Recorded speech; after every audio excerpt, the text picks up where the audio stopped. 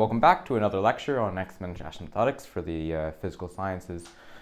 Last lecture we covered, we're continuing our coverage of example problems, of toy problems to illustrate some of the concepts, and we looked at the complementary error function. So the complementary error function is related to this differential equation here for phi as a function of z, epsilon is a small parameter, and we showed that you can essentially just integrate this function and write it in terms of an integral. We did the analysis of this integral using steepest descents. We're going to recap that analysis, and then we're going to say a few words about how you can derive the same things by studying the differential equation itself. So as I point out again and again, this is an underlying philosophy for how we study some more difficult problems, is to make up problems that you know the answer to and then to derive the root there. Okay, so let's recap the analysis by steepest descent. So this is the integral that you want to study as epsilon goes to 0, and here you want to integrate in the k plane. So k is the integration variable. You want to integrate from a point z to a point at infinity, and the integrand is dictated by the behavior of this function f of k here. The function f has a saddle point, so f prime is equal to 0 at k is equal to 0. So we know that 0 is going to be a special point to be considered. The function is such that it decays at positive infinity and minus infinity. So these are valleys in the function, so I often shade them hatched for a valley. And the idea is that you start off with a point z, and then you have to end up in the valley. And to do that, you follow paths of steepest descent. And the paths of steepest descent are found by taking the imaginary part of this function f. So there are contours for which the imaginary part of f is constant. So for a point z that lies in this first quadrant, you just have to follow a path like a hyperbola towards positive infinity, and in that case you would then derive the dominant contribution of this integral. It would tell you that phi twiddles the integral about the endpoint, so you might write that schematically as the integral about this endpoint. And I'm trying to figure out what it has to be. So in this case, we wrote this as phi base. This is the basic asymptotic expansion, just in epsilon algebraic powers. And in this case, I think it's the leading order is something like e to the minus, let me see here, e to the minus z squared over 2 epsilon squared over z. Okay, so hopefully you can make that out. E to the minus z squared over 2 epsilon squared over z, plus order epsilon corrections and so forth. One of the differences with this problem is that this base series is always multiplied by this exponential factor. So the base series itself is exponentially small for the conventional values of z on the real axis, so keep that in mind. But the asymptotic expansion is always just this exponential times powers of epsilon. Okay? So the way that you can imagine it is also in this z plane. You're interested in what happens to the function phi as you walk around in the z plane. And in this case, you've taken a point z here. And for a point z evaluated on this first quadrant, we know that our phi is then asymptotic to this base series, which comes from the dominant contribution from z. Okay? But what we found was that if you then begin to evaluate your z values at other reaches of the complex plane, in particular if you're to cross this imaginary axis, so if I call this situation 1 here, this is situation 1. If I'm in situation 2, so in order for you to travel from a point z, which is now in this upper half location, to the valley at positive infinity, you first have to travel to minus infinity, where there's a valley, and then you have to go up along the imaginary axis, hit the saddle point, and go to the valley that way. in order to follow paths steepest descent. In this case, for this situation, you would say that phi is approximated by its regular asymptotic expansion from the endpoint contribution, but then you have to add in a saddle point contribution around 0. And then you would go away and develop the approximation for that secondary integral. And I think in this case it's something like root 2 pi epsilon to this order of approximation. And then we pointed out that, yes, okay, this is not exponentially small, but actually this is exponentially small compared to this series here. Okay? So in this upper half plane, you have phi base plus root 2 pi times epsilon. This is your exponential asymptotics. This has switched on across this line. And then as we introduce this terminology, it's such that this is called your Stokes line. So the Stokes line is this critical line across which exponentials switch on or switch off. By the time you get to the negative real axis, okay, the series actually rearranges itself. The term that you switched on is now dominant over the term that was doing the switching. So along this real axis, you have root 2 pi epsilon plus the base. And I sometimes write it in this way, ordering them in this fashion to indicate which term is dominant over the other. The location where they switch dominance is actually along this line here, which we'd call the anti-Stokes line. It's when this base series is then the same order as the term that did the switching. So if I'm now in the lower half plane, I'm at item number 3 here, then my point z, so remember this is the k plane, this is the integration plane.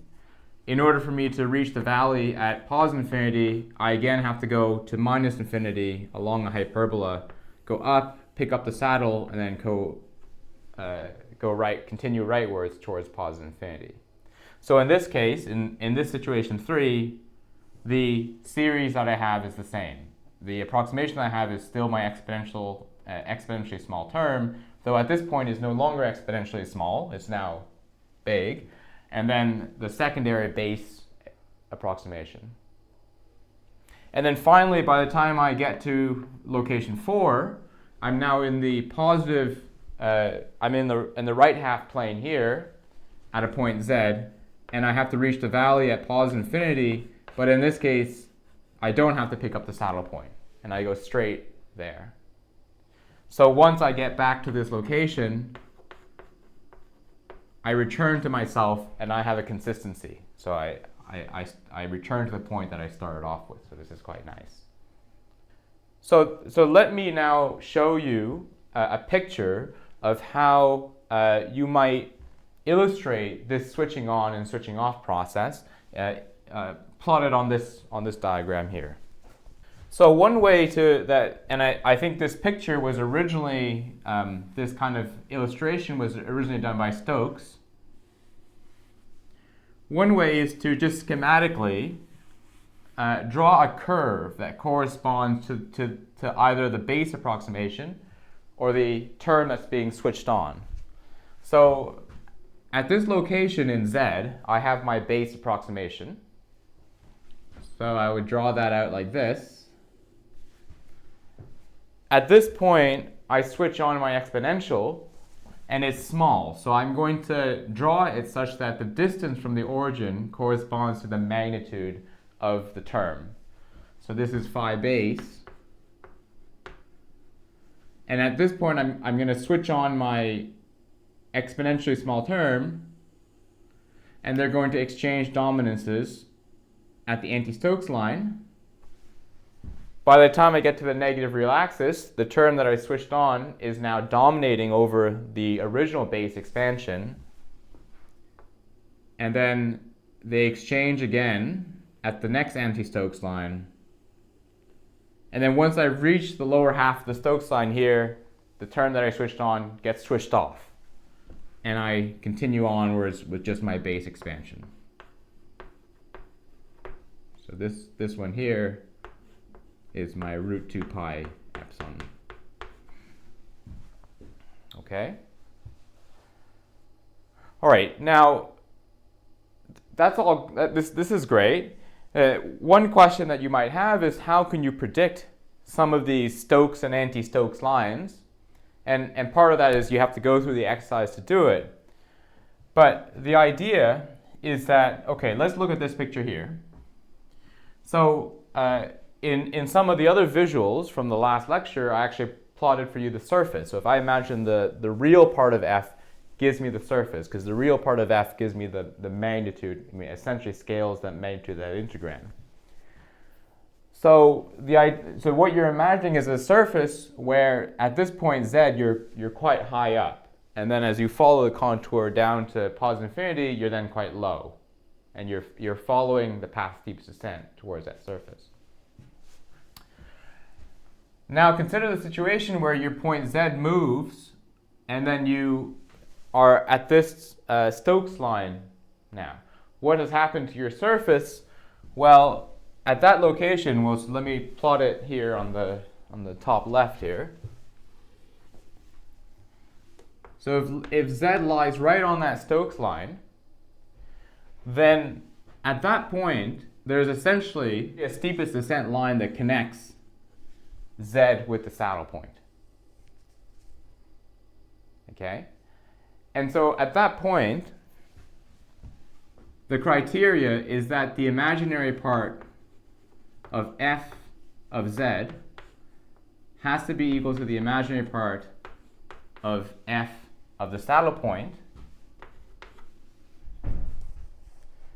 And in addition to that, it must be the case that the saddle point, in order for the saddle point to connect up with the steepest descent line from z, it must be the case that the saddle point is downhill from z, right?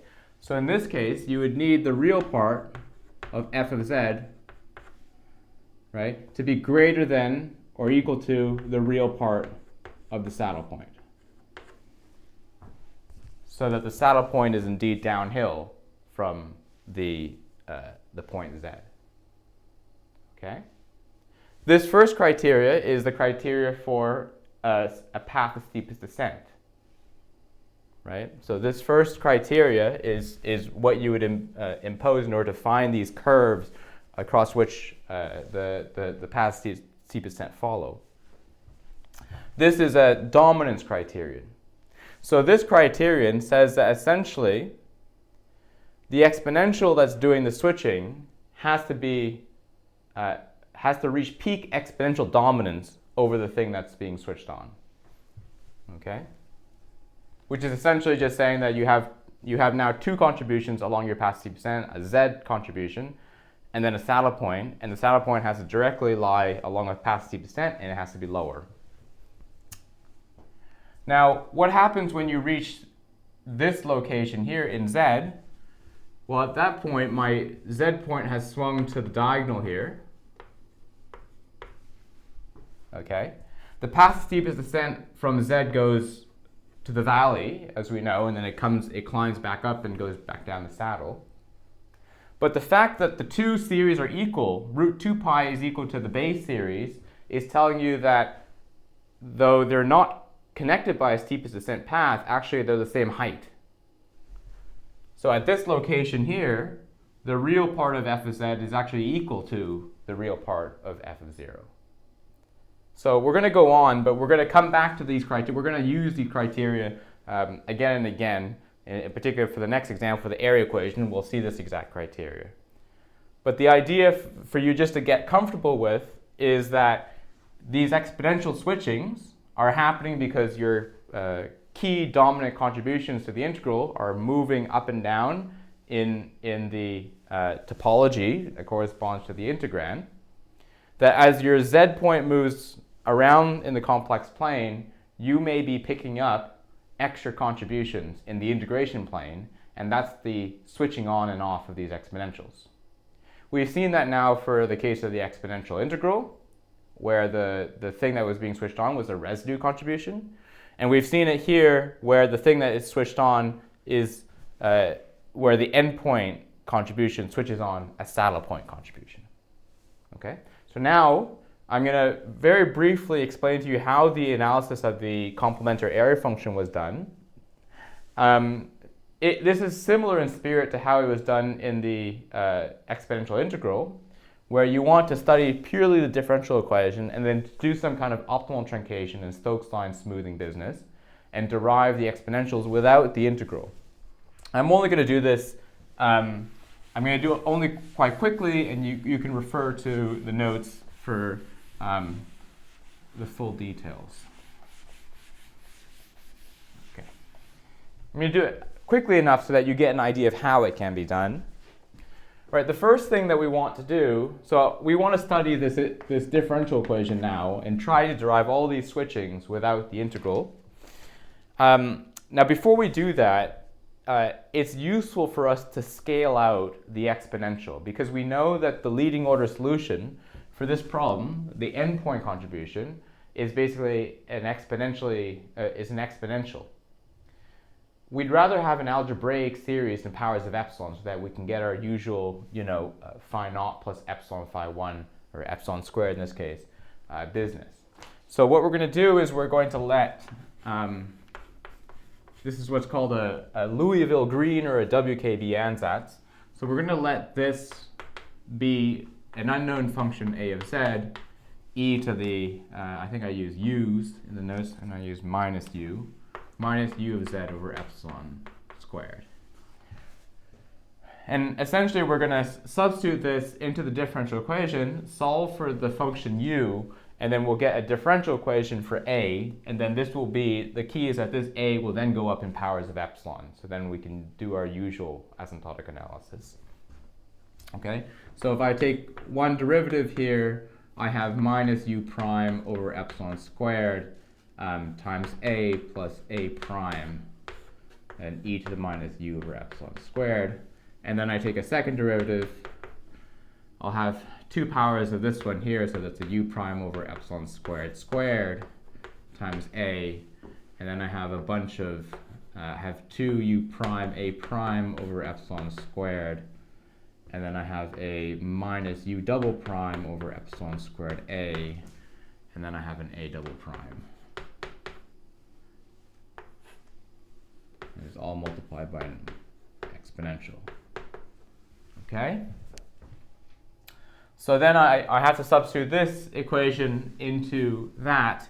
And if you've done things correctly, if you've chosen your powers of epsilon here correctly, then the leading order problem is going to give you something for u. That's the idea. So if I multiply this quantity by epsilon squared, I'm going to have u prime squared times a minus epsilon squared, so that's plus epsilon squared, then I have a minus 2u prime times a prime plus minus u double prime times a.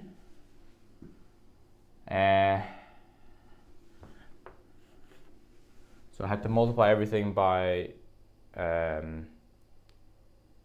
okay, sorry, I multiplied this by epsilon, this is 1 over epsilon to the 4, and I multiply it by an epsilon squared, so I get 1 over epsilon squared here. These are all epsilon squares, so they just become 1 times that, and then I have a double prime times epsilon squared, so that's all from the second derivative term. And then I have a plus z times this one here. So that gives me a minus u prime over epsilon squared times a plus a prime. Okay, and then everything here is multiplied by an exponential, but then it's equal to 0, so you can take away the exponential. Okay, and if you've done everything right, then if you look at this term 1 and this term 1 here, you get basically u prime squared is equal to z times u prime. And I'm going to ignore the constant solution, and I'm just going to have u prime is basically equal to z.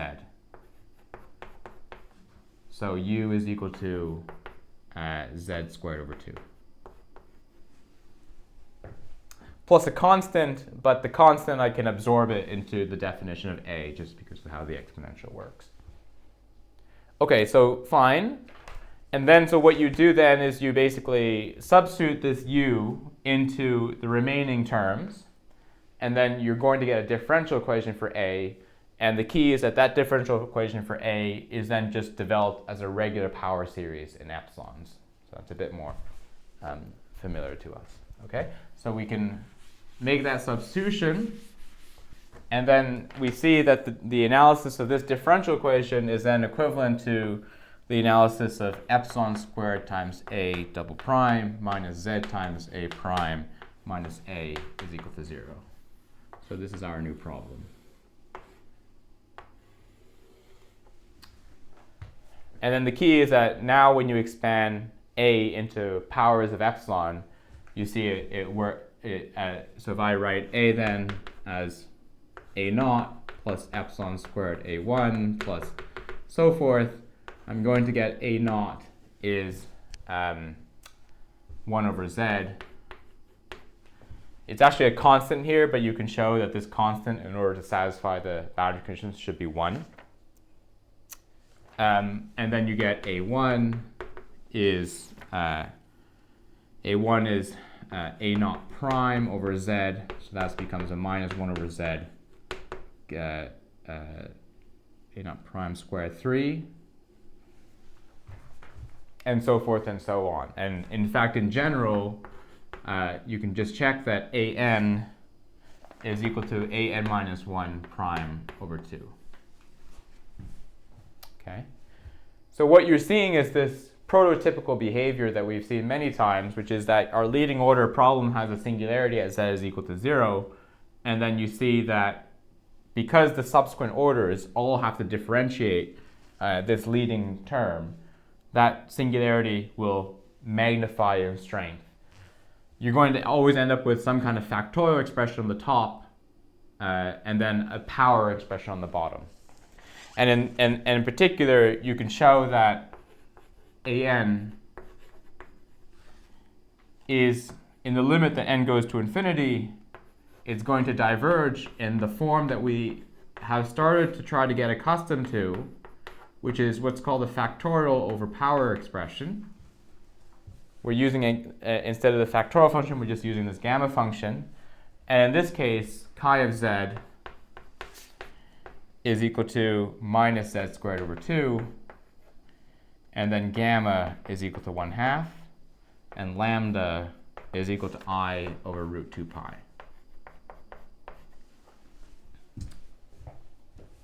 Okay. Now there are two ways to figure out how to obtain these kinds of expressions. The first way is basically you take this expression here, and then you just keep on iterating it. So you take a derivative, divide it by 2, and that becomes the next one, and so on and so forth. So you'll see that I end up with having a 3 here, 3 that comes down, and then it will be a 3 times 5, and 3 times 5 times 7, etc. The other way to do it is you make this assumption that it follows this form, and then you try to substitute this into this expression, and then to figure out what the components have to be. So I'm going to show you how to do that now, but you can also refer to the notes and see that you can attempt to derive the form just by looking at the expression, the progression of the terms one by one. Obviously, this route of just looking at the progression of terms only works because it's a sufficiently simple problem that you can solve it order by order in this fashion. But later on, for more complicated problems, we'll see that this route works quite well. That if you can guess what the form is, you can substitute that form into the equation for an, and then hope to try to derive, even for nonlinear problems, try to derive the necessary form of divergence. Let's see how it works for this problem here. So for this problem, I have an is equal to an minus 1 prime over 2. And I'm going to make the assumption that in the limit that n becomes large, my an is going to behave like this factorial over power form.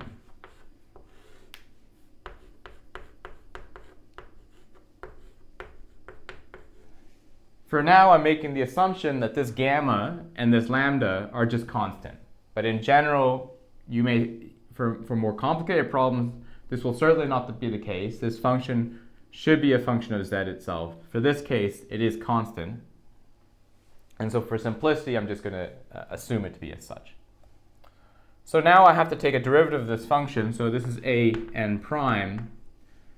And again, just to reiterate, for this problem, okay, so for this problem, I'm assuming my lambda is constant. I'm just going to take a derivative. So I'm going to have a minus n plus gamma that comes from this, from the differentiation of this denominator, times a chi prime.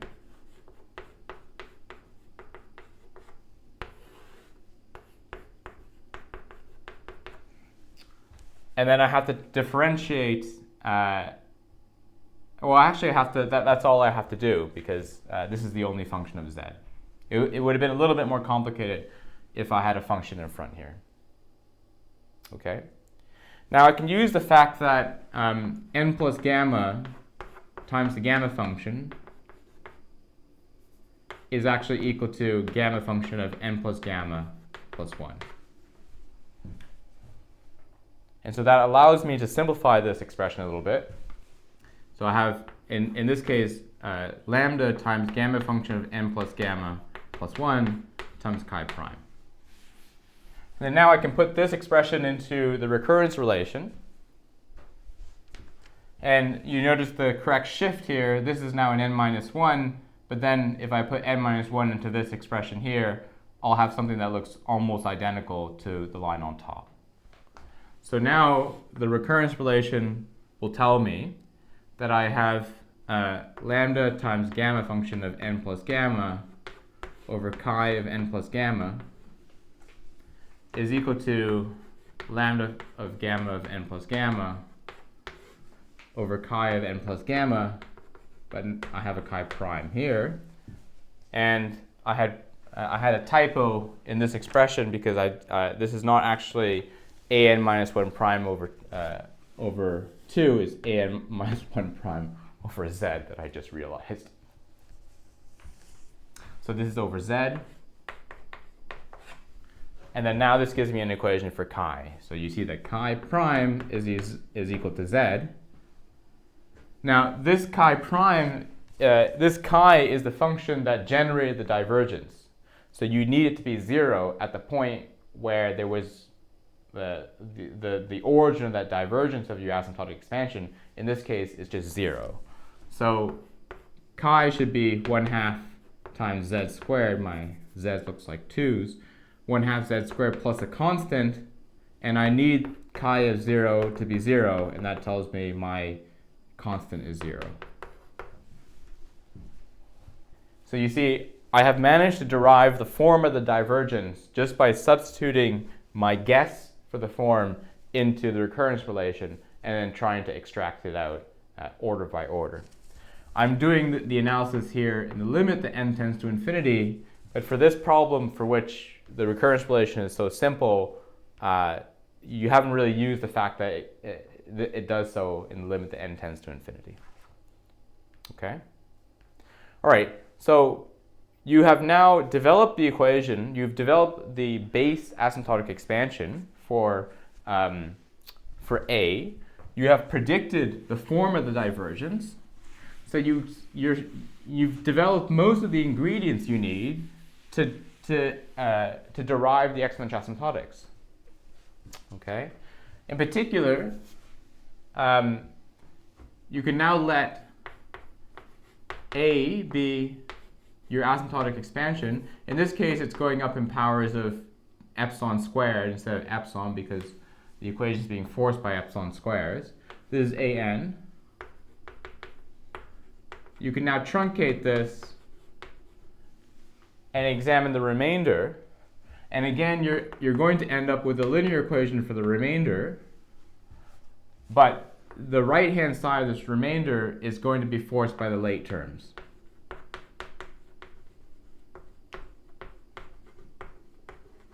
just as it was for the exponential integral. So you substitute this into the equation here. I've written the equation for phi, but it's actually the equation for a that we need. You get your linear equation for the remainder, and then you'll have something that you're left over with on the right-hand side because you had to truncate the series. And then now you get to use that factorial over power divergence. And if you do that and you follow exactly the same steps as we did for the exponential integral, you'll be able to predict the necessary switching on that we predicted from steepest descents. Okay? I'm going to, we're eventually going to give you the general recipe for how to do all these things, but we're going to stop the problem here for the complementary area function. So long as you know there is this recipe, we're doing it for a case-by-case basis, but actually in the next couple weeks and couple lectures, we're going to want to give you the general recipe for all kind of ODEs, all nonlinear ODEs. Right? So how do you derive these exponentials? How do you develop the late terms? All that business. Okay. What we want to do now in the time that remains is to go and look at the Airy equation. And the Airy equation, I think, will be the last kind of standard example before we go on to more complicated examples. The Airy equation is like the complementary Airy function. It's a second order problem. It's got exponential asymptotics in it. It's special because you might say that the Airy equation was the origin of exponential asymptotics because Stokes a long time ago had struggled to study this particular problem. For reasons of pedagogy, I typically don't present the Airy equation as the first example you come up with because it's a lot harder to study than the exponential integral. But now that we have our techniques of steepest descents and we sort of know a bit better what's going on, we can now go back to look at this original problem that Stokes had studied in the 1800s. Okay. All right, so let me see if I can. This is a famous problem because Stokes, who was one of the great mathematical physicists in the 1800s, had discussed this problem extensively. So this is a letter that he wrote to his fiancée in the mid-1800s that you can look up and is found in many of his books of correspondence. So he wrote, "When the cat's away, the mice may play. You are the cat and I am the poor little mouse. I've been doing what I guess you won't let me do when we're married, sitting up till 3 o'clock in the morning, fighting hard against a mathematical difficulty. Some years ago, I attacked an integral of Airy's and after a severe trial reduced it into a readily calculable form. But there was one difficulty about it which, though I tried till I almost made myself ill, I could not get over, and at last I had to give it up and profess myself unable to master it. I took it up again a few days ago, and after 2 or 3 days' fight, the last of which I sat up till 3, I at last mastered it." Okay, so what was the problem that he was trying for many years to master? Let me present it to you in this way. So this is the differential equation, which we now know is the Airy equation. Okay, and so the Airy equation is the second order differential equation with basically decay conditions at plus or minus infinity. So it exists along the real z-axis. Okay, now Stokes was only considering, initially for real values of z here. And he was also considering an integral form of this differential equation, which I'm going to present to you soon after. But for reasons that we're interested in, I'm going to explain to you the problem as it pertains to the differential equation. Okay. Now, this you're essentially trying to develop approximations to solutions y as a function of z. This is a problem that you can't solve in closed form. And one thing that was known by Stokes is that if you try to do the Taylor series approximation about z is equal to 0, it does not work particularly well at all to describe the solutions. Now, the graph that you see here is the numerical solution, or it's one of the two linearly independent solutions of this equation, which is known as the AI function, the Airy function, or Airy AI function. There's also an Airy BI function as well. But what Stokes was wondering was how to develop an approximation to this solution. And indeed, by using the analysis that we had presented earlier, this kind of Louisville green or WKB analysis, he had developed an approximation to the blue curve that you see plotted in red and then plotted in light green. Now, the red one, let's focus on that one for now. This is an exponentially decaying solution. You see e to the minus 2/3 z to the 3/2. And just to clarify, these are solutions that are formally asymptotic approximations in the limit that z is large. Okay, we've been looking at epsilon small problems, but these are solutions which are valid as z goes to infinity. Indeed, you see that it matches very well. The red curve matches the blue curve very well for moderately, even moderately small values of z. It matches quite well. Okay. The other thing you'll notice is that on the left half of the plane, there are oscillations. And one can think of the oscillations as two exponentials. So I can write this as in the form of a cosine, but for reasons that are soon to be clear to you, I've written them in this way involving two exponentials. Okay. Now, the puzzle that Stokes was confused about is as follows. I can take my solution, my WKB or exponential solution on the right here, where y twiddles 1/z to the quarter times e to the minus 2/3 z to the 3/2.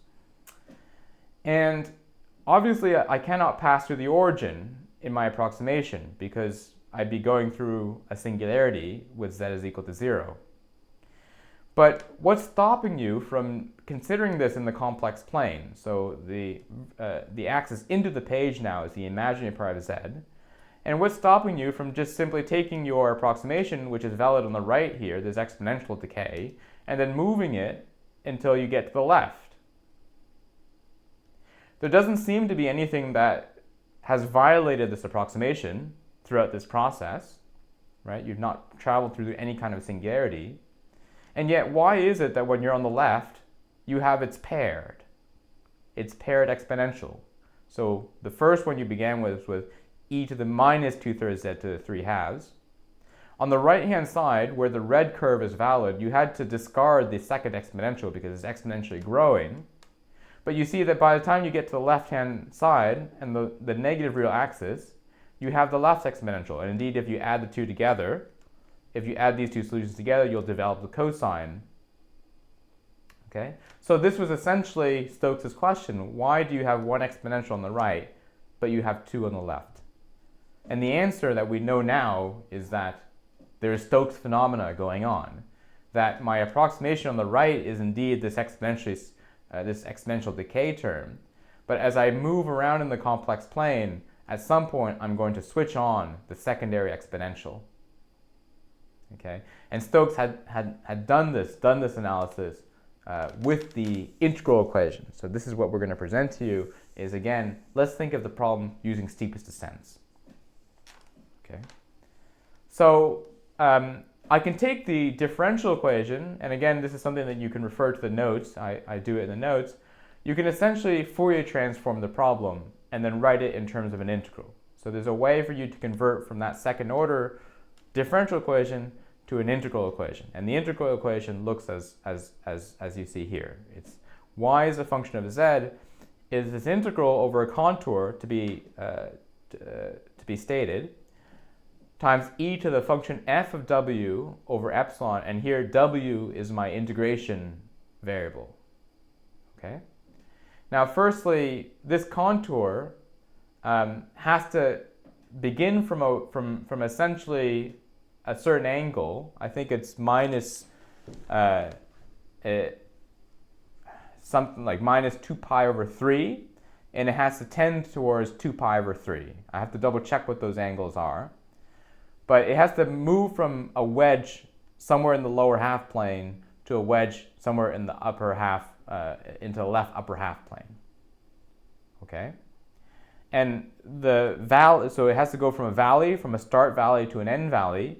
And these values you can essentially derive just by looking at where the exponential has to tend to in order to decay in W. Okay. Now notice as well that the exponential argument here, f of W over epsilon, okay, it has the point z in there. So z is a parameter in your argument. Okay? And the idea is, as we know, we're going to use steepest descent on this problem.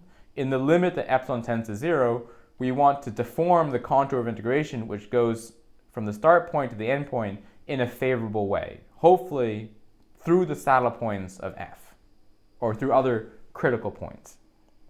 So you can take your, this is what the statement says, let's approximate this integral using steepest descents, and let's go and find where our saddle points are. So we're going to take an f, take f prime of w equal to 0, and then set that, and then solve for our w. And we see that w, the saddle points, are given by plus or minus root z. Okay? So this is the picture that you might have in your head on the top right here. You're integrating in the w plane from the start point to the end point, and as your z value varies, z is where the function is being evaluated, your saddle points are moving. Okay? And they're moving in this way where you essentially have the angle of the argument of z, and then it scales with the magnitude of z, in essence. Okay? So what we want to do then is basically consider what happens when our z value starts to move around in the complex plane. We want to find out, okay, if z is real and positive, which is equivalent to here on the right, hopefully we have a contribution to the integral which corresponds to Stokes' original exponential decay term here. And then what we want to see is that when z begins to rotate in the complex plane, somewhere along the line, you're going to switch on your subdominant exponential. Okay? So here's the steepest descent analysis. What kind of pictures are we seeing here? On the top left picture, that's the complex z plane. So we're going to start off along the positive real axis at that red point. Okay? And then on the right picture is the integration plane. Okay? And so you see that I need to go from a valley marked with the start and end up with a valley marked at the end. So those are indicated by dark regions in the contour plane. And I'm simply going to deform my contour, whatever contour I began with from the start to the end, I'm going to make sure that it deforms past the saddle points. And in this case, the saddle points are the two black points that you see on the right graph. So they're located at basically plus or minus 1, I think. Plus or minus root z, sorry. Plus or minus root z. Okay? So this contribution 1, what you then need to do is you need to do a little steepest descent argument about the contribution to the integral from 1. So that's what you're seeing on the lower right element here. Let's let our integration variable be minus root z plus a little vertical element, I times t, because we're walking vertically. You substitute that into the integral, apply your usual Gaussian integration, and then out pops the desired saddle point approximation, which is the approximation that Stokes has developed. Okay? All right, and then now you know what the name of the game is. You're going to then move the z, which is indicated by the red circle here, around the complex plane and see how the right picture is going to deform under that analytic continuation. So now I move z to the dashed line, which we've called the anti-Stokes line. And you see the criterion according to the complex W plane is that at this anti-Stokes line, the two saddle points are equal in height. They're lying at equal height.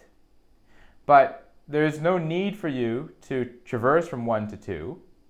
And you just simply continue on in your path from the start valley to the end valley. So this anti-Stokes line is not doing anything. Okay.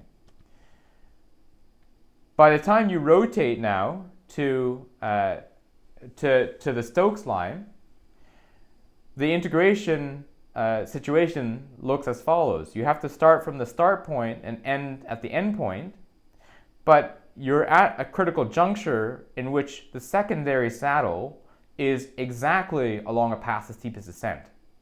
So you basically start low in your valley at the start point, you go up to point number 1, collect that contribution, and then descend to point number 2, collect that contribution, and continue on to your valley. So from that point on, let me go on, I'll go back and cover what that animation appeared. From that point on, in order for you to go from the start point to the end point, you have to collect that item 2, that saddle point. Okay. Well, what's the criteria for this critical Stokes line? Well, you see that in the lower right here. Okay. So the criteria is that the first saddle has reached maximal dominance over saddle 2. This is necessary because saddle 2 has to be downhill from saddle 1. Otherwise, you don't need to go through saddle 2. So at the point where this special curve in the z-plane exists, the secondary saddle is downhill from saddle 1, is exponentially smaller than saddle 1, and it's also linked by a path of steepest descent. So that's the two criteria that you see here. The imaginary part of f evaluated at the first saddle is equal to the imaginary part of f evaluated at the second saddle, and this is the constant phase line. This is the path of steepest ascent or descent. And then the secondary criteria is guaranteeing that it's a path of steepest descent, that the real part of f at the first saddle is greater than the real part of f at the secondary saddle. Okay? And in this case, now we have the Stokes phenomena, and you can go and derive what that contribution has to be, and it essentially looks like this. You have simply switched on z to the 3/2 over epsilon. You've switched on the exponential pair, and you can also verify that the switching, this is not meant to be obvious, you can verify that whatever the number in front of the first exponential was, when the switching occurs, it's the same number multiplied by I. Okay, and that's not meant to be obvious at all. By the time you get to the negative real axis, here illustrated on the left, this is now the anti-Stokes line. And as we said, the anti-Stokes line is a location where both saddles now have equal contribution. They're at the same height. So you imagine the contours here, or you imagine the surface that these contours are trying to represent. You go from a valley here in the dark region up, collect your first saddle, then go back down to another valley, and then you climb back up, collect the second saddle, and go back down to the other valley. But at this location, the two exponentials are actually equal in magnitude. And that's why you end up with a real oscillation on the left. Otherwise, you wouldn't end up with a cosine if it didn't work out to be this way. Okay? And then finally, so here I've written the asymptotic solution. They now have equal footing. The two exponentials are of equal magnitude, and you can massage their form and show they produce a cosine. So now you cross the Stokes line in the lower half plane, and you see that in order for me to go from the start point to the end point, I'm moving towards a situation where this first saddle point 1 has switched off the contribution from 2, or vice versa. And from thereafter, in order for you to go from the start point to the end point, you only need the secondary saddle. Okay? Look at the diagram on the left here, and I want to just also introduce you to the notation that I'm using. You'll see under the labels here, I have 1 equal to 2. Okay? And the notation that I'm using is essentially looking at, so 1 equal to 2 is fairly obvious notation. At the location of this point, the first saddle has equal contribution to the second saddle. So 1 is equal to 2. It is such the case that at this point, 2 doesn't actually exist. Right? At the Stokes line, remember the criteria for a Stokes line is that the saddle point has to reach, saddle point 1 has to reach peak exponential dominance to saddle point 2, because it has to be downhill and it has to be connected by a steep descent line. So that's why we use this notation of 1 greater than equal to 2, 1 greater than 2. And you can also interpret this notation as 1 switching on 2. Our 1 saddle has switched on the 2 saddle. This continues on, and then the next point, 1 is equal to 2. The 1 saddle is equal to the 2 saddle. And then now I'm about to enter a situation where 2 switches off 1. The 2 saddle has switched off the 1 saddle, and at that point, I only have the 2 saddle. Okay? So that was a lot to cover. I mean, it's not a lot to cover, but you can kind of see how we needed these techniques of steep descents to understand this mechanism. Stokes had described, by the way, maybe in the next lecture I can show you more of his original quotations, but Stokes had described this phenomena where an exponential seems to arise, out of nothing. He described it as coming out of a mist. He described it as the secondary exponential seems to emerge as if from a mist, and it's quite poetic, and that's why a lot of authors, after we realize the consequence of what Stokes was pointing out, a lot of authors discuss this original finding.